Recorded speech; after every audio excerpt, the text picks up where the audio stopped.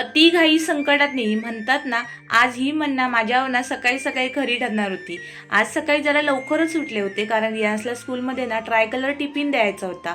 आज म्हटलं ना डोसाच बनवूया. आधी पहिले प्लेन डोसे बनवून घेतले, कारण अहोंना लवकर निघायचं होतं, म्हणून पटापट चटणी बनवायला घेतली होती. आता चटणीची पटापट तयारी करायला घेतली. त्यानंतर ना चटणीला तडका द्यायचा होता. आता अति उत्साह माझा, एका हातात मोबाईल पकडला, एका हातात कढीपत्ता पकडला आणि पटकन फोडणी द्यायला गेली. आणि मग काय, पटकन अशी आग पेटली ना, मी खूपच घाबरून गेले होते. आता अशी गोष्ट ना आपण जेव्हा घाईत असतो ना तेव्हा होते, त्यामुळे खूपच भीती वाटते. त्यानंतर थोड्या वेळाने तडका दिला. त्यानंतर ना रियांची टिफिनची तयारी करायला घेतली.